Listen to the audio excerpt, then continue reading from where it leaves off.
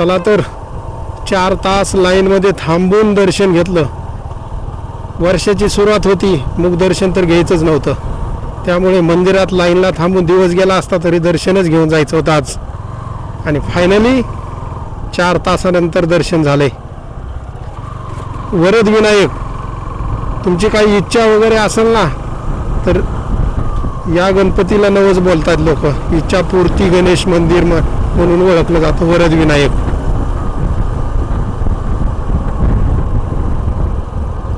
आम्ही जो हा महडमधून बाहेर निघालेला रोड आहे हा जातो खोपोलीत, आणि इथून 50-60 किलोमीटरला पाली पण आहे. पालीला बल्लाळेश्वर गणपती आहे, तो पण अष्टविनायकापैकी एक आहे. वाव, हे बघा खोपोली. ह्या दिवसातही मस्तपैकी खळखळ ओढे वाहतात.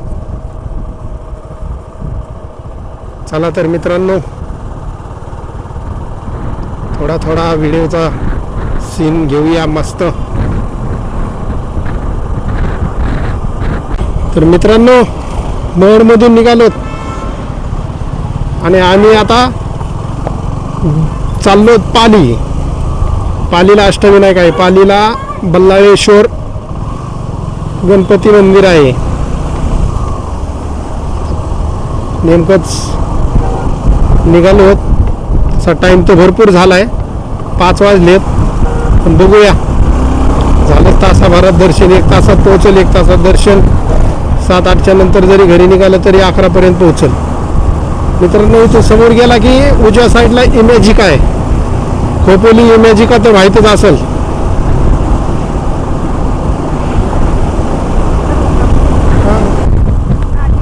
हे बघा मित्रांनो, उजव्या साईडला इमॅजिका वॉटर पार्क मध्ये आपले स्वागत आहे. हे इमॅजिका आहे.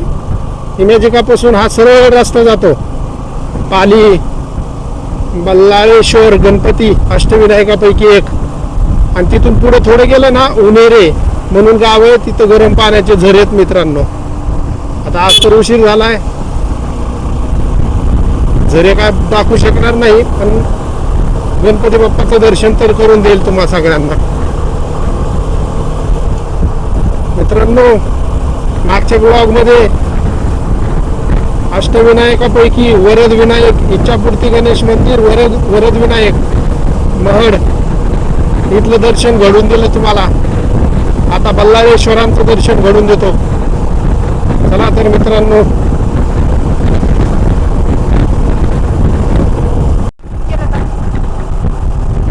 वाव, कसला भारी सीन आहे बघा मित्रांनो. सूर्य मावळतीला आलाय, थोडे थोडे छोटे छोटे किरण झाडातून रोडवर पडतायत. आणि हे रोड गाड्यांचा असा सुळसुळाट.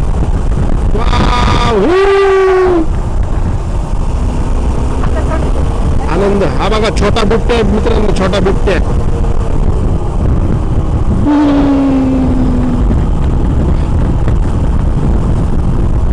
वा, एकदम गार हवा चालू मित्रांनो इकडं.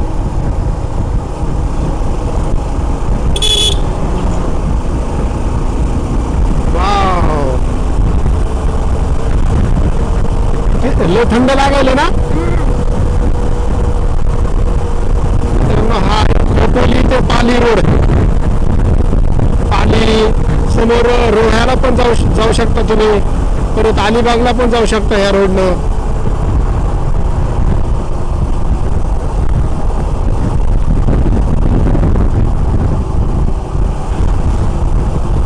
मित्रांनो, कोकणात आलं की लगेच ओळखू येतो असे रोड, झाडं, डोंगर, एकदम फील येऊन जातो.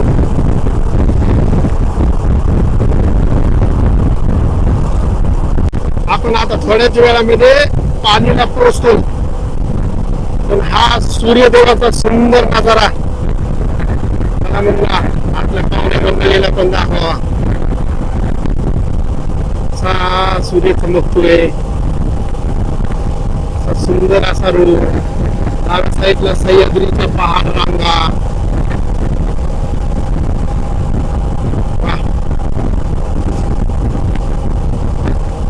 आपली ही राईड अष्टविनायक यात्रा आहे.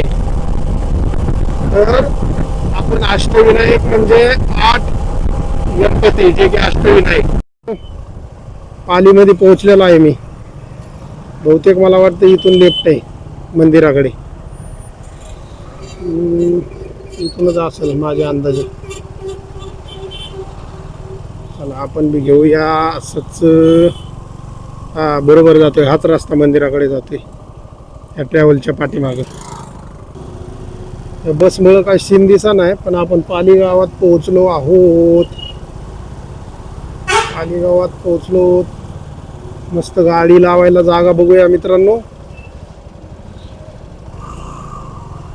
आणि मस्त जाऊया दर्शनाला. आता घातली मी इकडून गाडी. बघूया रस्ता आहे का. रस्त्याची तर काय जास्त मला माहित नाही, पण अंदाजे, कारण की सगळे पालीचे रस्ते मंदिराकडे जातात हे मला कन्फर्म माहिती आहे. त्यामुळे त्या बसच्या मागे चालण्यापेक्षा आपलं इकडून आलेलं बरं. बरोबर आलोय. त्या बसनं सगळी ट्रॅफिकच केलेली. आज गणपती बाप्पांच्या आशीर्वादाने आज अष्टविनायकापैकी दुसरा अष्टविनायक बल्लाळेश्वर. गणपती बाप्पा तुमचं पण दर्शन लवकर होऊ दे. गर्दी तर असणारच. सुट्टीचा दिवस, वर्ष चालू व्हायलंय आजपासून 2026.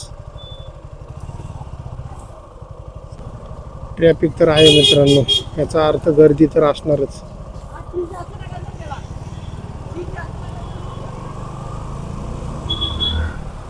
मित्रांनो मंदिराकडे जायचा रस्ता हाच आहे, कारण की लोक इकडून येत आहेत भरपूर.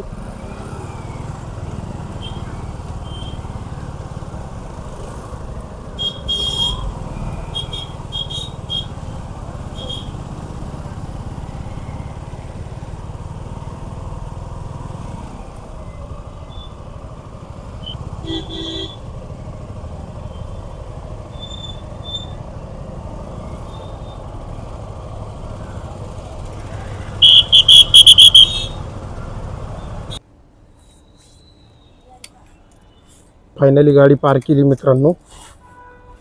पार्किंगची सुविधा खूप आहे इथं. पाली बल्लाळेश्वर एकदम मंदिराच्या समोरच पार्किंगची सुविधा भरपूर आहे.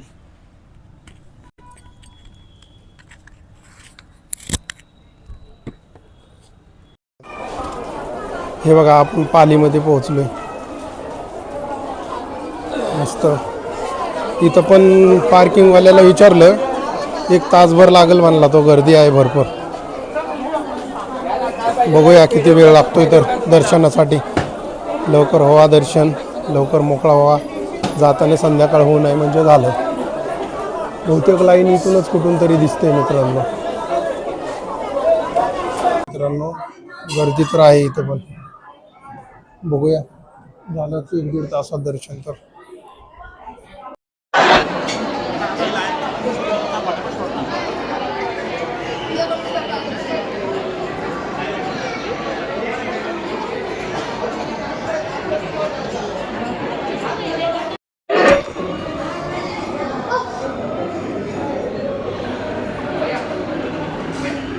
दोन तासानंतर दर्शन झालं कसं तरी.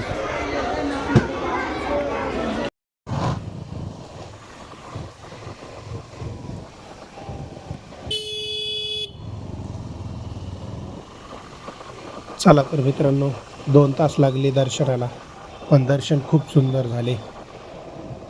अष्टविनायकापैकी एक पाली बल्लाळेश्वर गणपती दर्शनाला खूप आज गर्दी होती. संध्याकाळ झालेली आहे. आता वाटाने रस्त्याने व्हिडिओ पण व्यवस्थित येणार नाही, त्यामुळे चला इथंच बंद करतो. Bye bye.